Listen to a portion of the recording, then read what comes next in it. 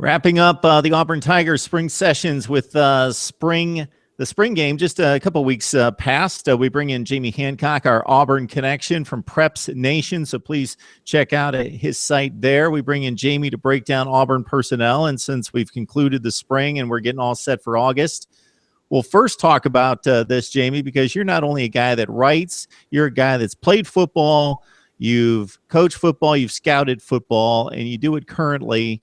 Break down the game tape, do that sort of thing. So we make a big deal about spring football, and now the games are televised, and the games aren't even what the games were 10 or 15 years ago, where they would actually basically play a game. You know, it wasn't the most tenacious game you'd want to see, but they were actually playing games, and now it's so controlled. I don't know what we can get out of it. Most of the stars and the impact guys are sitting out because they're nicked up or they just don't want to risk the injury. So before we dive into Auburn, I just want to get your take on spring football in general.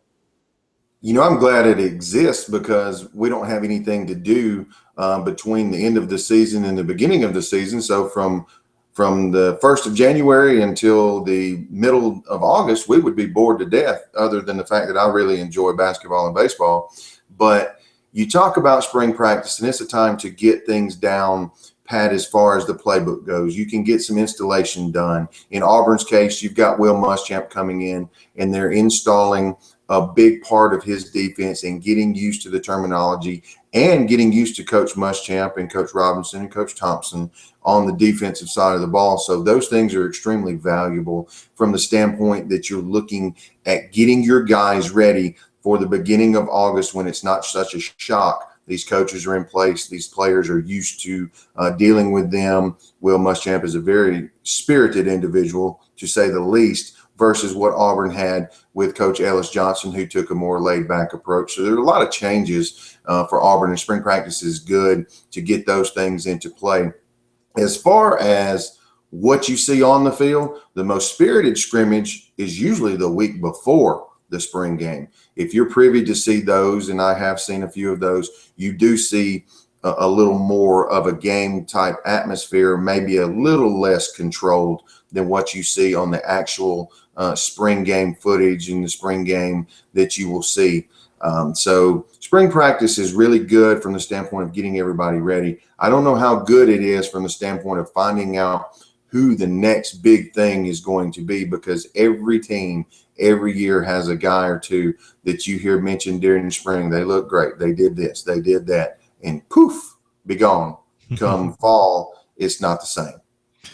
All right. On that note, Jamie, we'll size up the offense in one compilation, and we'll do the same thing with the defense. So based on the offense, we know that the Auburn Tigers lose their top rusher. They lose the number 3 receiving threat after Sammy Coates and Duke Williams and Quan Bray. They also lose Sammy Coates. So they lose arguably the top pass catcher or target and their number 3 guy, a speed guy in Grant, top running back, 2 stalwarts along the offensive line. So in all that, what really stands out to you, not needing to address everything, but really stands out to you that you'll be looking forward to once we get to August in terms of how that personnel is going to sort out? I'm looking forward to seeing what the approach is this year. Auburn has a little bit of a different setup now coming with Jeremy Johnson at the quarterback position. And even if something happens to Johnson, Sean White, they don't bring the same rushing dynamic that the guys in the past have. When you talk about Cam Newton and you talk about Nick Marshall, you don't see the same things out of them on the ground as you would have seen in Gus Malzahn's offense the past couple years. I'm looking forward to see what the approach is. I don't think you're going to see much of a traditional tight end out of Auburn this year. The tight end roster depth is probably the worst on the team, and that's no disrespect to the guys listed at tight end. If you have to break them down, the tight end depth is the thinnest on the Auburn football team. So you're going to see a different look from this Auburn team. You're going to see a few more wide receivers on the field that I believe will be more like a traditional wide receiver. I don't think you'll see as many speed sweeps as you saw with Corey Grant and things of that nature. They don't have a guy to really replace that element. Rock Thomas, who is going to play more of a traditional setback, would have been that kind of guy. So it's going to be interesting to see how they transition. Jeremy Johnson is a much more accomplished passer than Nick Marshall. Many people in Auburn circles think that Auburn may have been a slightly better football team if Jeremy Johnson had been the quarterback and Nick Marshall maybe had taken a position at wide receiver or even DB this past year. And that's not a knock on Marshall. He was great. It was just the personnel that Auburn had didn't necessarily possibly fit. The fullback position was gone. The tight end position did not play out as they expected. So the power running game that would have excelled with Nick Marshall maybe wasn't as good as it could have been. So, the people that felt like Johnson may have made the team better was simply because of what was around him versus what Marshall offered. So Johnson, I really like him. I like what they've got. The best player on the football team is the same guy that was the best player on the football team last year, is Duke Williams. Auburn was a completely different football team if they took the field without Duke Williams. He's back. That's going to be the bell cow, the three backs. It's going to be interesting. And an interesting note as well, in you alluding and really sizing up the situation at quarterback where Nick Marshall was possibly the perfect fit in 2013. He still had an extremely productive season in 2014, 31 touchdowns overall, but maybe not the best fit based on the personnel and what they wanted to do on offense, losing the fullback Jay Prosh and losing some other elements of that triple option attack.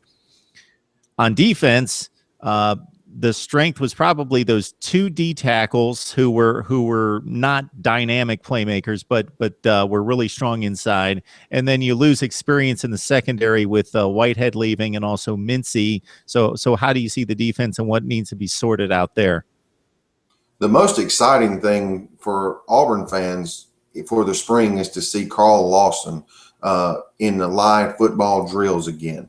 That is something that, is Carl Lawson the best defensive end in America? Probably not. However, the dynamic of not having him after losing D Ford last season was just a big, huge piece to what happened to the Auburn front. Carl Lawson provides support for every player on the defensive front, and it was not there. You were allowed to double team Montravis Adams and also double team Gabe Wright if needed inside. And that took away every advantage they had because there was no fear of what was going on the outside for the Auburn front. Carl Lawson being back is so big for what they would like to do playing that buck position. And it's going to be interesting to see if Montravis Adams looks like the explosive young man that he did as a freshman. He's down a little bit in weight. Don Travis Russell is going to replace the other guys up front at the defensive tackle position, and he is a little more mobile than what Auburn put on the field last year on the defensive front as well. The front's going to be interesting. The linebacker core, you're going to see Chris Frost and Casanova McKenzie once again.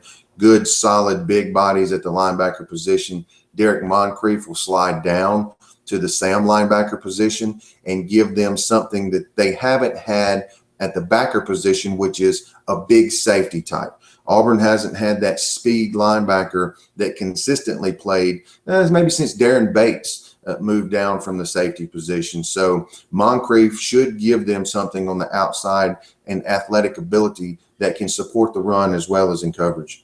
Hey, Jamie, before I let you go, the people I talk to think that this is a thin football team. The depth's not there, and obviously the issues on defense have yet to be addressed and seen and displayed on the field that they've been fixed. So not asking for a prediction record-wise or anything like that, but are you optimistic about this being more of a 2013 conclusion or the results of last year in losing 4 games plus the bowl game?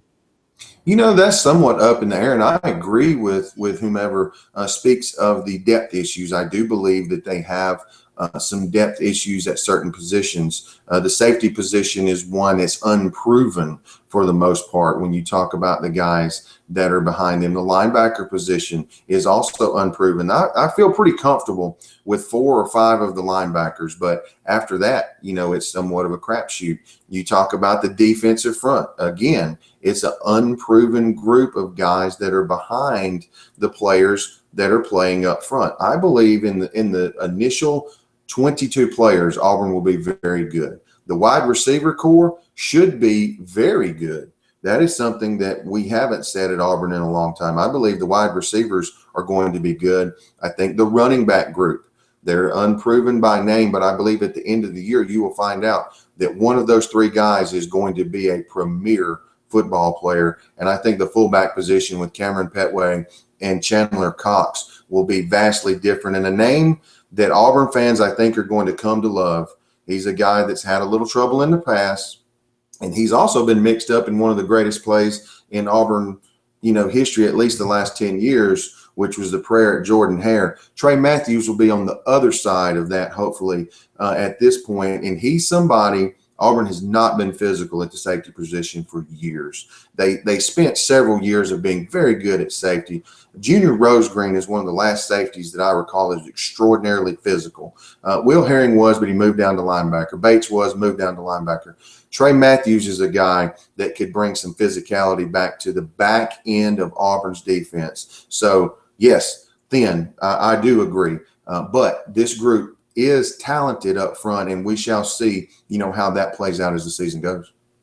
As you can tell, he knows the personnel and he knows how to break down and understand the game film as well. Jamie Hancock of Preps Nation, we are very fortunate to have him as a regular guest. Jamie, thanks so much for the time. We always learn something from you in breaking down this Auburn personnel and everything you tackle across the SEC. Mark, I enjoy it. You guys do a great job of everybody that you bring on. It's my pleasure to be able to come on and speak with you each and every time.